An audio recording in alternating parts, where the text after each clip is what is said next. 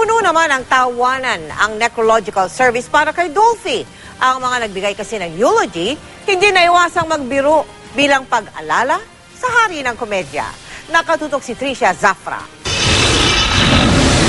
Maaari ho bang magsitayo tayong lahat?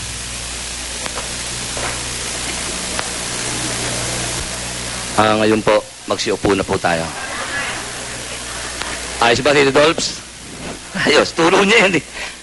Marapat lang daw na magkatuwaan kung ang nag-iisang hari ng komedya ang bibigyang pugay.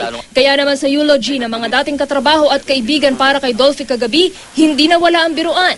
Mahaba ito, walang tulugan ito. Si Nino Mulak, may hindi raw malilimutang payo mula sa kanyang tatay-tatayan sa showbiz. Hindi ko makakalimutan yung isang advice na sinabi niya sa akin, na kahit na mahuli ka na, kahit sa akto, huwag kang aamin. Sabi ko, tay, pwede ho ba yun? Siyempre, di sabihin mo, kamukha mo lang yung, may kamukha ka lang. Naging parang tunay na magulang din daw si Dolphy kay Claudine Barreto. Marami akong natutunan sa kanya na buong buhay ko dadalhin at buong buhay akong magpapasalamat sa kanya. Tatay, I will miss you so much. I already miss you. May mga pumuri rin sa pagiging mabuting tao ni Dolphy. Dolphs, we love you very much.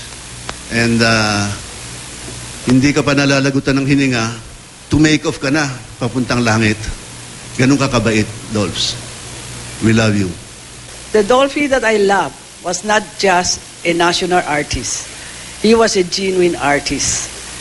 Although I'm a movie producer, he treated me like a friend, a family friend. Sa huli, nais daw ng hari ng komedya na manatiling buhay ang kanyang alaala. He would like us all to remember him as he was. Someone who made us all happy. Dumalo sa programa ang mga kaibigan, naging katrabaho at mga umiidolo sa hari ng komedya.